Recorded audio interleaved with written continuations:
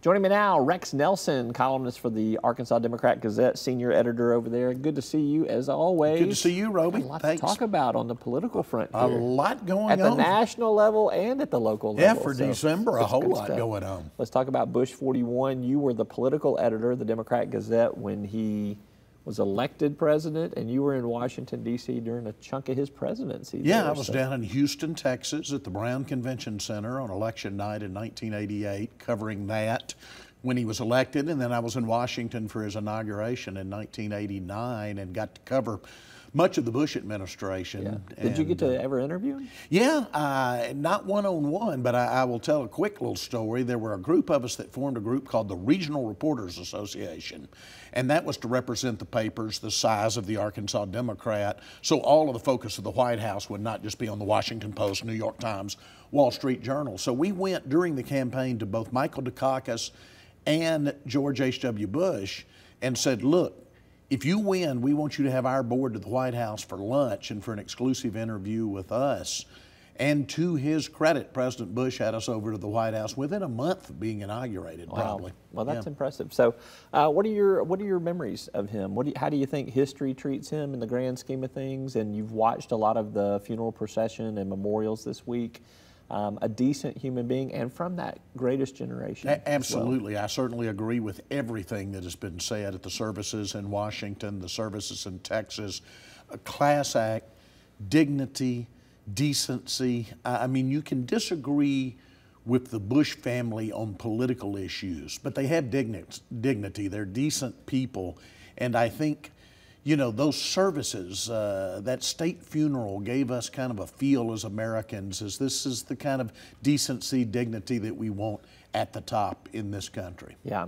And then you were there when he was toppled by Bill Clinton as well. How do you think he Absolutely. I was here in Little Rock, obviously, on that election night, and then I was back in Washington again for Bill Clinton's inauguration. One of the great political stories and examples is just how that transition happened and the relationship that they developed afterwards there. I mean, it was it was unique in some ways. It's not something we see in the vitriol that we see in today's not at all environment, but at the same time, it is how things used to be. Peaceful transition of power. And I love that letter where he says, I'm rooting for you. I mean, just a great American spirit there. Yeah. Yeah, I did a piece on the day after the inauguration, and I can still remember my lead, and that was American democracy renewed itself today.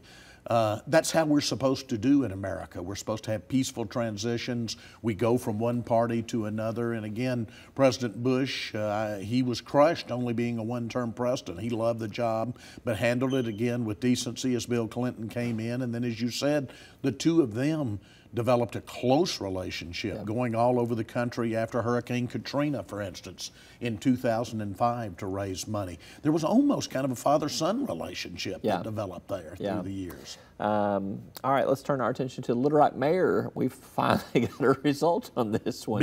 Big Frank week. Scott Jr. wins 58% of the vote there. I mean, wasn't even close in that respect. Definitely was. What challenges does he face now? He faces a lot of challenges. I mean, Little Rock's got a police department with a lot of internal dissension. A lot of people think that department is understaffed. He has come out with a plan to add officers, but you have to pay for that. And you've got a very tough budget. So I think you have to start with public safety. I think that's number one. But then I think you have to use that bully pulpit. He's talked about uniting people, and I think he has to be a speaker. I think he has to be a salesman for the city of Little Rock. I'm not opposed to him going out over the state, speaking to civic clubs and whatnot, saying this is why Little Rock is important to the state of Arkansas. Arkansas cannot do well unless its largest city is doing well. Yeah, he has advocated and started talking already on day one after the election about changing the form of government in Little Rock. Does that need to happen? I think it definitely needs to happen. What's the sales message on that? I think there has to be one man at the top. I think the sales message is the buck stops here. Right now, we have a two-headed monster. We have a mayor, we have a city manager. They both make about the same amount of money. Where does the buck stop? One can point to the other and says, you've got to go to the mayor. The mayor can say, you've got to go to the city manager. It is not working, Roby.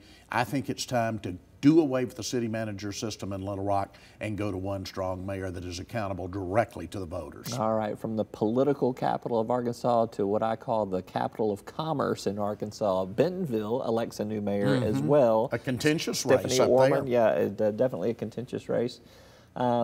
But again, Walmart's headquarters is in Bentonville. That is a region of the state, and that city in particular is busting at the seams. Absolutely. What does it say about her election after a contentious race, and what do you think are the big challenges there? That's the land of milk and honey, Rex. There's not supposed to be any problems. I know, but the challenge is to manage growth. With growth comes challenges, infrastructure challenges, for instance, and Bentonville has to meet those challenges. I mean, you can grow too fast, and Bentonville has gone from 20,000 in the 2000 census to 18 years later here, about 50,000, more than doubled.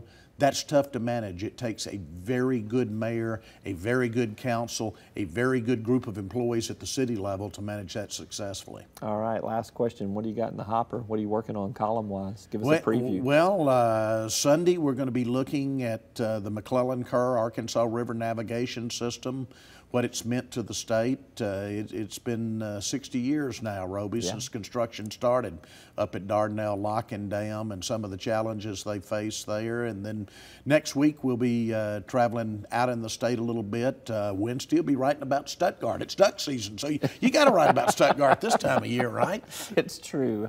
All right, he's Rex Nelson with the Arkansas Democrat-Gazette. Always good to see you. Thanks, Roby. All right, appreciate take it. care. We're back with more right after this.